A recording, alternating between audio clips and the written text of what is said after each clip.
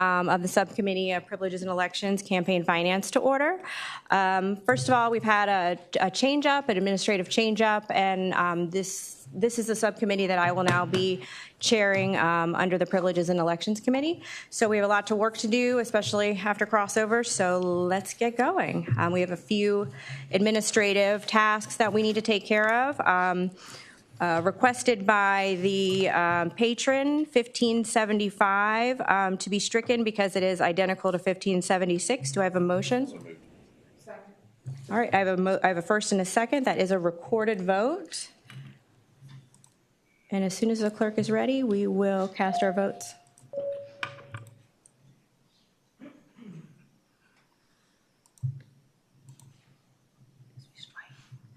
Motion to strike.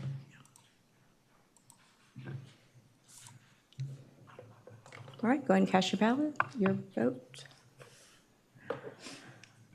All right, a vote of 7-0, that passes. It is stricken from the docket.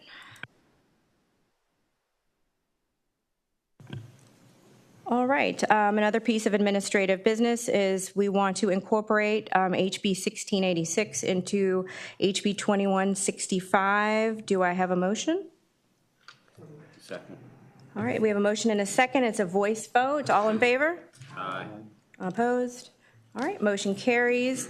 We have incorporated HB 1686 into HB 2165. HB 1761 by Delegate Simon has been asked to go by for the day. Second. All right, we've got a motion and a second. All those in favor go by for the day? Aye. Opposed? Okay, all right. HB 1761 by Delegate Simon goes by for the day. All right. We have Delegate Cherry, HB 1576. Yes, ma'am. All right, Delegate Cherry. Good morning, Madam Chair, members of the commission. Committee way too early this morning, and it was a little frigid. Someone left the air conditioning on last night. I don't know if you'll notice that or not. This bill simply provides a venue for investigation and prosecution of campaign finance violations. As we saw through the election season last year, there's quite a few places that are still struggling to make sure that campaign laws are followed. And I think if we have laws, we should provide venue for them to be prosecuted. In this committee last year, there was some discussion about whether that resided currently with the local Commonwealth's attorneys or not. I think we see now that Commonwealth attorneys apparently either don't think they do or are not properly prosecuting what are some pretty egregious accusations of campaign finance. And so that's simply what the bill does. And I would answer any questions that you may have. Do we have any questions from any of the committee members? Delegate Milday. Oh, I just pushed the mic. I didn't push speak. I was going to make a motion to approve. We have to get testimony first. Yeah, I know. That's why I didn't push the speak. Thank you. All right. No, if there are no questions, do we have anybody here to speak in favor of the bill?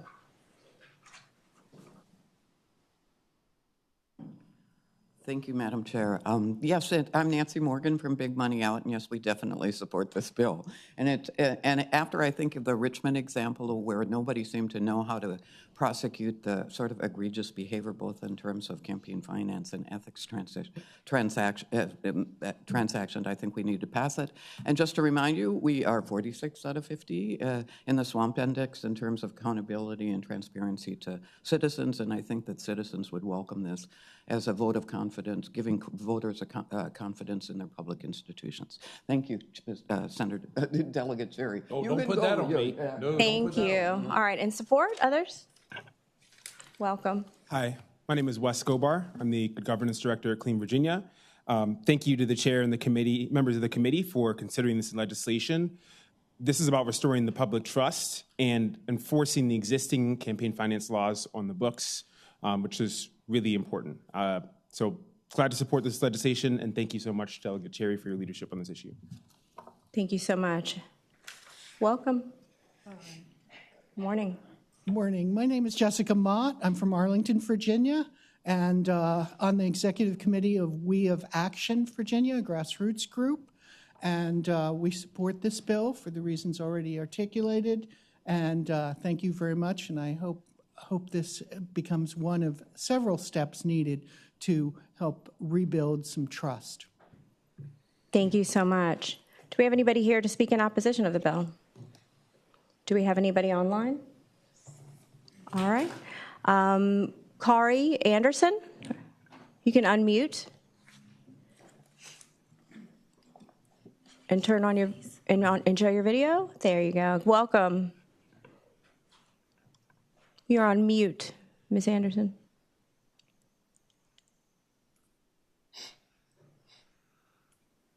There. Okay. For some reason, it refused to believe me the first time I clicked it. Good morning. Thank you very much for the opportunity to speak. I'm Kari Anderson. I'm speaking on behalf of the League of Women Voters of Virginia.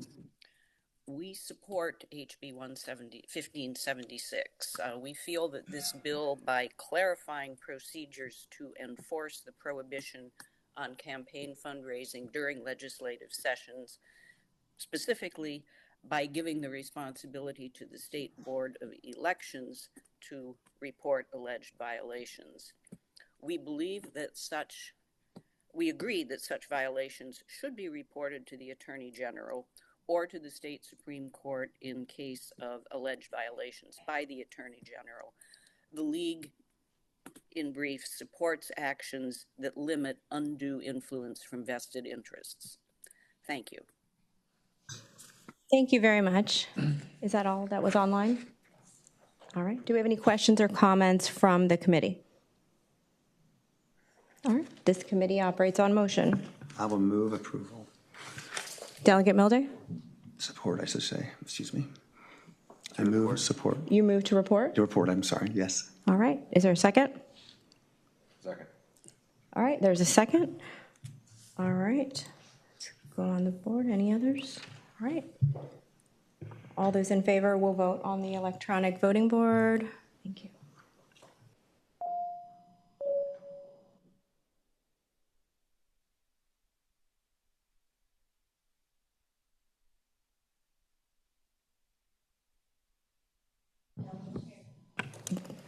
All right. Delegate Cherry, that fails to report on a vote of 3 to 5. Yes, Madam Chair. Thank you, Delegate Cherry. We've got HB 2165, Delegate Cole. Welcome. Good morning, Madam Chair, members of the committee. Good morning. Before you is HB 2165, affectionately known as the Campaign Integrity Act, which seeks to address a significant gap in Virginia's campaign finance laws, one that undermines trust voters place in their elected officials.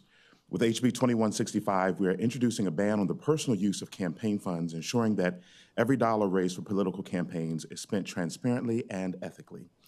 Under current Virginia law, candidates can use campaign contributions for almost anything, as long as they claim it as loosely related to their campaign. This creates an open door for misuse, where funds meant to support political activities can instead fund a candidate's personal lifestyle. Virginia currently ranks out of 46 out of 50 for anti-corruption measures for campaign finance reform. Consider the well-documented case of former Congressman George Santos. Allegations against him include spending campaign funds on luxury clothing, personal travel, even cosmetic procedures. If these same actions were carried out in Virginia under current laws, they could also go entirely unchecked. That's right. Here in the Commonwealth of Virginia, it would be perfectly legal to use campaign contributions for rent on personal residences, designer goods, even OnlyFans, and even dinners that have nothing to do with campaigning. The lack of accountability is unacceptable. And so with HB 2165, we hope to close those loopholes by defining the word personal use and prohibiting such expenditures. Campaign funds should be used to engage voters, communicate policy priorities, and to pay for campaign-related needs, not personal indulgences and expenses. I would like to also state that we have put provisions in here for childcare, and as long as candidates and elected officials are using campaign funds to get elected, they will be protected. Thank you, Madam Chair. Thank you, Delegate Cole. Wonderful, wonderful bill. Let me see if there's any questions or comments from the committee. All right, Delegate Price. Yes, Madam Chair, I would ask the delegate, just because I'm fumbling with my papers here, I know you mentioned child care, but it is in fact dependent care. Dependent, Is that yes. correct? I Okay. apologize. Just wanted to Thank you, make sure Madam that we had gotten there. Thank you. Thank you, Madam Chair. Any other questions or comments from the committee? Delegate Phillips. Yeah, I just have a question about, what about your own funds? Like if you, I'm my largest donor, so it's already my money. So Delegate Phillips, through the chair. I'm sorry, That's Madam okay. Chair. My apologies. Thank It's you. early. Madam Chair, thank you. But just wondering about, when I donate to myself, how's that really a conflict? Or is it still covered the same way under this? Well, Delegate Cole. Madam Chair, I would tell the gentleman that once you donate the money to the campaign, the money has become campaign funds. And so you would still have to follow the proper procedures. If you would like to use your own money in whatever way possible, use it out of your pocket, not the campaign funds. Thank you. Thank you, Delegate Cole. All right, do we have anybody here to speak in favor of the bill? And then if you're opposed to, if you wanted to get behind them, because there's not too many, we could get you ready. All right, Thank you, welcome. Madam Chair. 2024, just to remind us, this is the 11th year that this bill has been introduced, and it has been called the George Santos bill. I'll just give you a couple comments over the last 5 years that have come up. People haven't voted up because one person felt that that voters and donors should trust their candidates. Another person voted against it because this chamber or the other chamber shouldn't be voting for morality. But it's a common sense bill that builds trust in our institution. One of the, I think, a legitimate concern of legislators is the issue of frivolous complaints, that if somebody can be attacked in the media. I think if you look it's a really long bill, but it has a detailed description of the confidential process that goes into this. So we really think we would love to have you pass this bill because we don't want to come back next year, especially at 7 o'clock in the morning. So thank you very much, and thank you to Marcus Simon, and thank you to Delegate Cole for. Thank you. Welcome. Hi, hello, Madam Chair, members of the committee. Thank you for hearing the Campaign Integrity Act, and thank you to Delegate Cole for leading on this bill, and also Delegate Simon for his years of work on this. My name is Wes Gobar, speaking on behalf of Clean Virginia. Also, as a board member of the Virginia Conservation Network, I'm very proud to share that our coalition of 160+ environmental organizations wholeheartedly have voted to support this bill. The Campaign Integrity Act will restore public trust at a time when many of us need reminding that democracy can work for the people.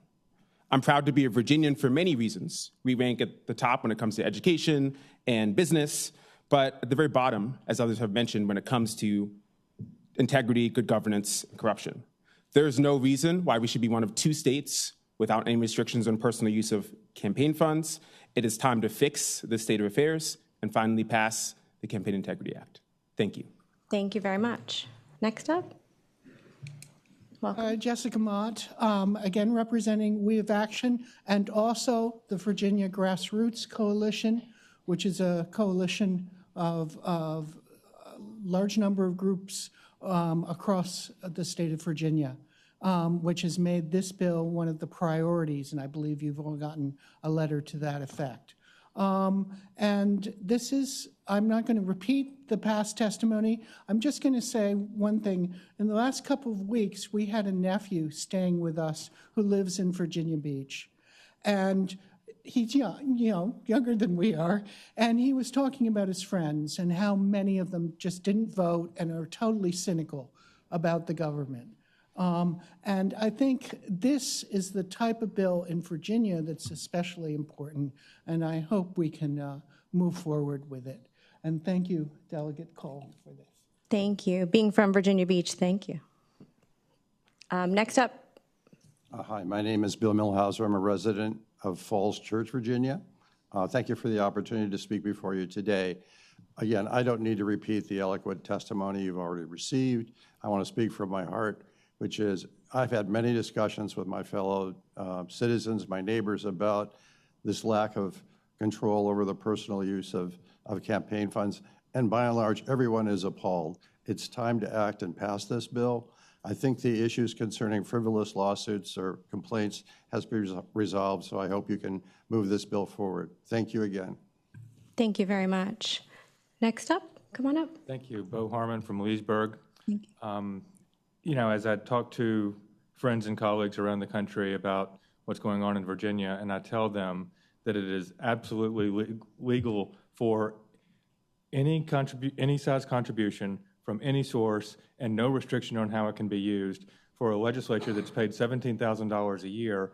It's like we're paying you less than we would pay a McDonald's cashier, and yet saying, but you can take all the money out of the cash register that you like. It's embarrassing, and it's terrible, and it needs to be fixed, especially for a state that has as many wonderful things about it as Virginia does, so many great quality of life issues, and yet this is such a stain on our reputation around the country, and I hope that's fixed. Thank you for sponsoring the bill, sir. Thank you for coming and testifying. Welcome. Morning, Patty Morrissey from Old Town Alexandria. Thank you, Delegate Cole, for sponsoring this for us. I'm part of the Money Out Virginia group led by Nancy Morgan, but I've been watching campaign finance reform since the 1990s when John McCain ran for president and said, we've got a system of legalized bribery. So I think this is like a low-hanging fruit issue for our group, and I think for most of the people that we survey and that we talk to, the implementation piece seemed to be a little murky with some gray areas, but I think we've worked really, really hard to get those resolved. And I think it's the least that we can expect that campaign funds don't go into the personal use of the candidates and minimally present the appearance of corruption. So thank you very much for your support for this. Thanks again. Thank you so much.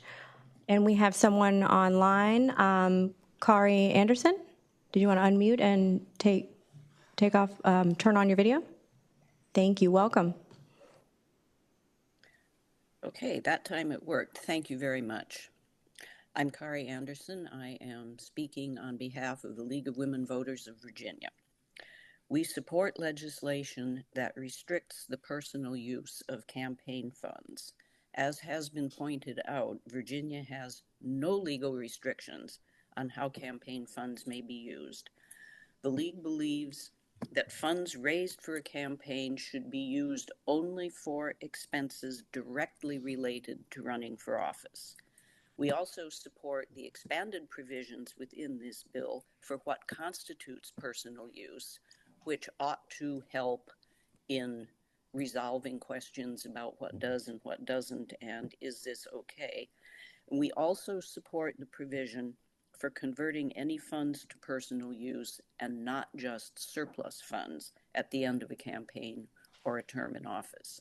Thank you. Thank you very much. Appreciate your testimony. Are there any more questions or comments? We operate on motion. Madam Chair, I will move to report. Second. All right, we have a motion to report and second. Nope. All right, we can go on the board. All those in favor, vote on the electronic voting board. All right, and close the roll. On a vote, unanimous vote of 8-0, your bill has passed. Thank you, Delegate Cole. Thank you, Madam Chair, members of the committee. All right, thank you. Next up, we have HB 2140 and Delegate Krizik. Are you going to stay up here? Yes, all right if I stay here, Madam Chair. Yes. Thank you very much. Good morning, committee. Good morning, audience. Really good morning, because it's very cold out there, isn't it? And most of us haven't gotten our coffee yet. I have before you the 2140, House Bill 2140. We affectionately call this in my office the VPAP bill. What this does is basically requires that the state does what VPAP's been doing, and they've been doing a great job. But right now, that there's going to be some money, so this is going to have to go to appropriations. But it requires the Department of Elections to invest, in a comprehensive online campaign finance portal that provides tools for users to access, manipulate, and export data, which is a little bit different than what you can do right now with VPAP, right? Including an easy system for searching and sorting campaign finance information by individual candidates and types of elections, offices, committees, other spenders and contributors, contributions, receipts, disbursements, expenditures, loans, and other categories of information included in campaign finance reports and late filings, incomplete filings, and other violations. The bill has a delayed effective date of July 1, 2026, because it's going to take some time to get the software and everything up to speed. As you know, the current information provided to the public on campaign finance is not presented in a format easily digestible for the public. It's not readily searchable or sortable. It cannot be efficiently downloaded into an easily analyzed form. And as I said, VPAP's been doing, they're a nonprofit, they're doing a great job. And they provide an easy-to-use database of campaign contributions and expenditures, and they add valuable insight, thoughtful insight, selective analysis, but it does not provide that disaggregated data that helps us. And you can't, we don't know in 10 years if VPAP will be around, right? So we shouldn't really be relying on nonprofits to be doing what the government should be responsible for. And this really increases the transparency, will enhance public trust in our electoral process, and position Virginia as a leader in leveraging technology for greater civic engagement and election integrity. Thank you, Madam Chair. Thank you, Delegate Krisak. I have a question. So this basically, right now, you can't search. You'd have to download and look at every single report in order to find out and to disclose information about campaign finances. Is that correct right now? Well, you have to go to, you'd have to go to VPAP, or, you can get some of that, yes, but you can't, you don't have the. But we don't provide that information as a state? Okay. No. All right, so this would actually provide that information, providing transparency. Are there any other questions or comments right now from the committee? All right, those in favor of the bill?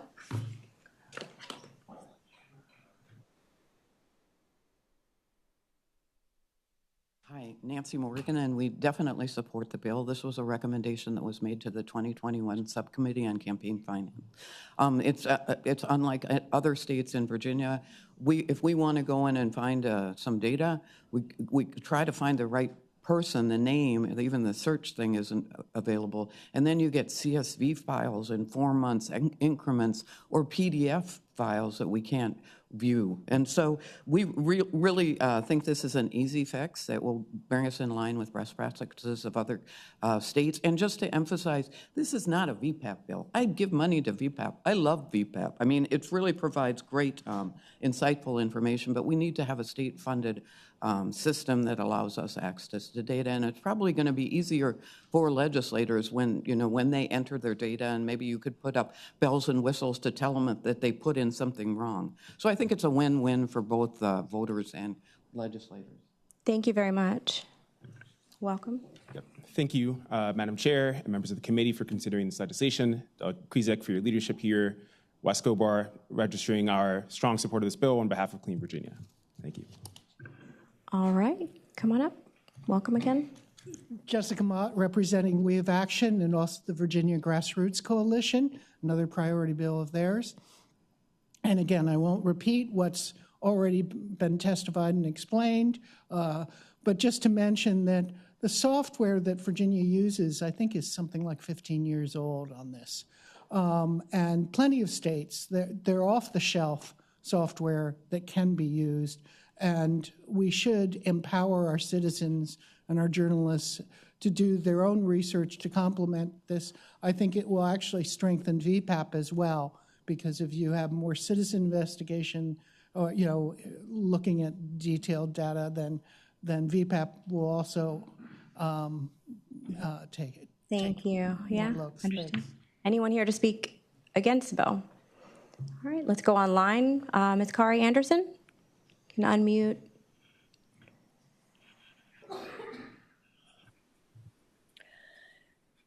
Yes, good morning, and thank you for the opportunity to testify in favor of this bill. I'm speaking on behalf of the League of Women Voters of Virginia.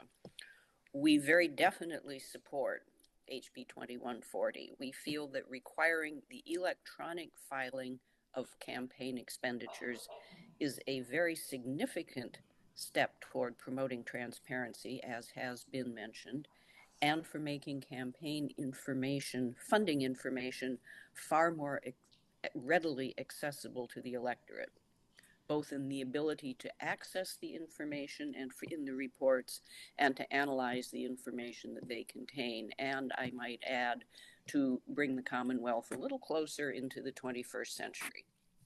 Thank you. Thank you so much. Comments and questions from the committee. Delegate O'Quinn. Thank you, Madam Chair. I think my question would be, I could ask Delegate Krizek, but I think my question may be better pointed to Commissioner Beals. Could Commissioner Beals come up for a question? Thank you, Commissioner Beals. Welcome. Our Delegate O'Quinn. Thank you, Madam Chair. So I know there's been a lot of discussion, particularly prior to session and then in that first P&E meeting about Veris and how you're going through that. Could you tell us, I guess, where you are in the, just briefly in the progression of that rebuild, and then sort of what a time frame would look like to get to this one? And then would that require an RFP, or is that something that you all could do internally, and sort of what does that time frame look like? Madam Chair, Delegate O'Quinn, as you know, we are in the process of rebuilding Veris as we speak. We do recognize that there is a need here to update this system. It is a three-part system. It is Comet, it is the campaign finance management sort of back end, and then campaign CF reports, which is the report piece. There are a lot of different things that we want to do to make the system better. This is one piece of that, a searchable database that is more available to the public. But there are other pieces of it too, including right now you as candidates are not alerted when you have a penalty. You receive an email to your account that is that's associated with your account. We want to put an alert function on so you would see that on your committee online. So there's a lot of different things that we want to do to that. To that end, the governor has included $750,000 in his proposed budget to start the planning process. It would require us to go out, look at what are our needs, gather requirements, what are other states doing, what's available off the shelf that we could purchase, or what do we need to custom build to serve the Commonwealth's requirements. Thank you so much, Commissioner Beals. Delegate O'Quinn, is that okay? All right, Delegate LeVar Bowling. I have a motion at the appropriate time. Okay, real quick, Delegate Price. Yes, thank you. I just, speaking to the bill, with all due respect, I think that there has been rightfully a very judicial and thoughtful process moving into the new systems, but we are up against potential administration changes. We are up against potentially not getting vendors for certain things that we needed. In that meantime, there is no mandate for there to be a searchable electronic database. So as it pertains to the bill, I'm going to support it if it gets to full, because I know that at least the mandate will still be there as the systems are being built. And at this moment, rightfully so, we've agreed in person that we shouldn't be rushing anything, but in that process, we can make what the minimum standard should be of what's being put together. So I don't think that they're actually in conflict. And of course, as usual, Delegate Krizek knows something can happen on the 12th floor at any time, but I think it's something worth getting to the 12th floor. Thank you, Chair Price. I will say the Speaker, we do need to send this to appropriations to see with the money involved. So Delegate LeVar Bowling. I have a motion and a second. All right, can we open the rolls? Sorry.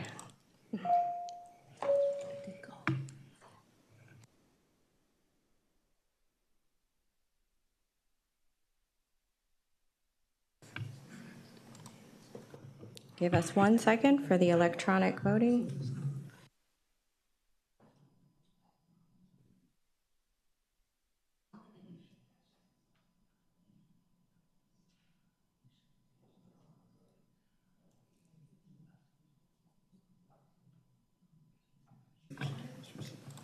All right, the rolls are open. Cast your vote. The rolls are opened. All right, in a unanimous 8-0, Delegate Krizek, your bill passes. Oh, and he's gone. All right, I think we have one more bill, HB 2607, Delegate Ware. Welcome.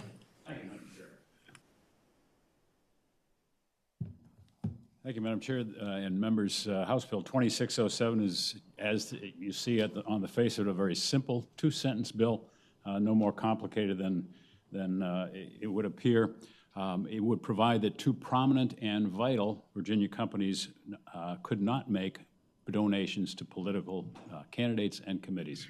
That's as simple as it is. And the reason for this bill is that these are regulated public monopolies. That's who they are and why they're in this circumstance. And it simply should not be the case that these monopolies be allowed to contribute to people who directly affect the State Corporation Commission's role in regulating them. The State Corporation Commission was set up for that reason in 1902. I would say, additionally, a couple of years ago, I teamed with a Democratic senator to carry this legislation, and I'm glad to bring it back before you. Hope you'll consider it favorably. Thank you, Delegate Ware. Any comments or questions from the committee? Seeing none. All those in favor, to speak in favor of the bill, could you come to the front? And then right after that, we'll take all those against and those online last. Welcome. Thank you, Madam Chair and members of the committee. Thank you, Delegate Ware, for your years of leadership on this issue. My name is Wes Gobar. I'm speaking on behalf of Clean Virginia, and also, again, as a board member for the Virginia Conservation Network, I'm proud to share that our network of 160-plus environmental organizations also support this legislation. This is another chance to restore public trust by ending a clear conflict of interest by prohibiting regulated utility monopolies from contributing to the campaigns of the very officials tasked with overseeing them. Since 1996, the year I was born, utility companies have poured nearly $48 million into campaigns, with over half of that, coming in the last 4 years alone. So this political spending has grown at the same time that families and businesses face some of the highest energy bills in the country. We believe private individuals and organizations should be able to support candidates that align with their values, but unlike most industries, utilities are regulated by the state and don't face competition. Their resources come directly from customer bills. So 22 other states directly prohibit utility contributions, and Virginia should join them by passing the Power Without Politics Act. Thank you. Thank you very much. Come on up. Welcome. Hi, Jessica Maude from We Have Action and Virginia Grassroots Coalition. We support the bill, and it's we want to try to limit the conflicts of interest that exist currently. Thank you. Thank you. All right. Good morning, Madam Chair. Peter Anderson with Appalachian Voices. For the reasons articulated by Delegate Ware, Appalachian Voices also supports the bill, and we thank the delegate for his leadership. Thank you very much. Next up. Thank you, Bo Harmon from Leesburg. You know, as a regular voter, we look to the legislature and the Corporation Commission to be our referees for what's acceptable and what isn't with monopoly utilities.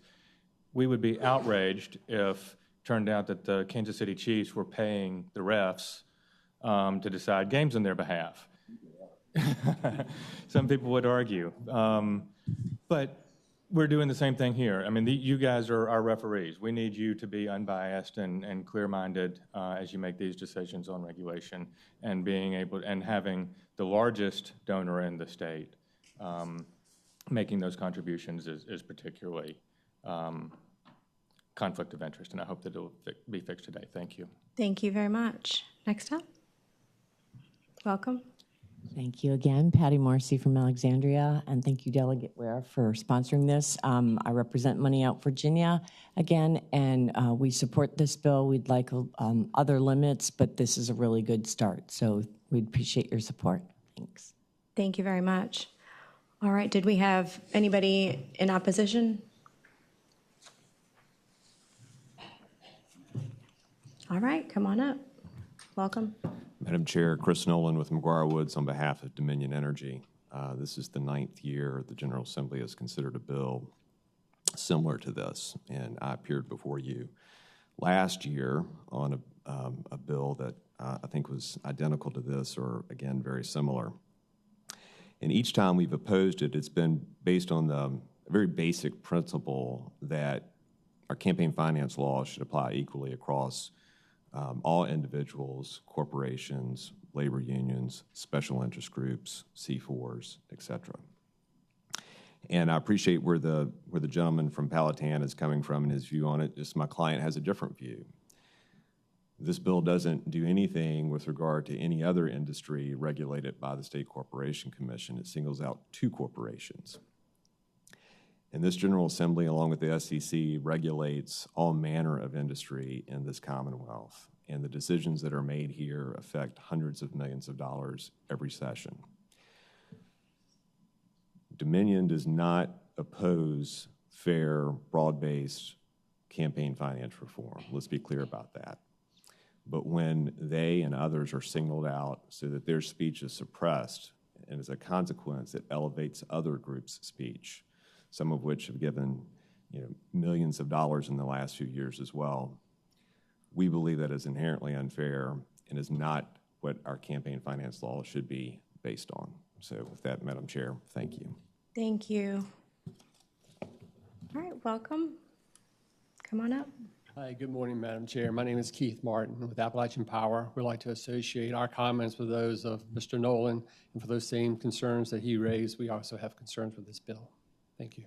Thank you very much. Online, we have Ms. Kari Anderson. Can you unmute?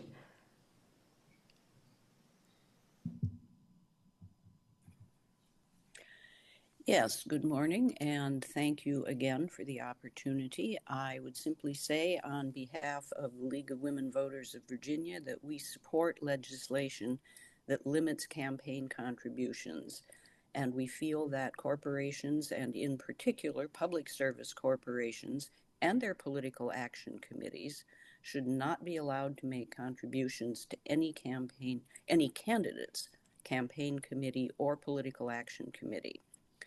We feel that the issue is that the conflict of interest inherent in a corporation's donating to legislators who have control over their activities goes hand in hand with the public perception of corruption and of pay for play. Thank you. Thank you very much for your testimony. Comments or questions from the committee? All right, Delegate Ware, you have the last word. Madam Chair, thank you for that.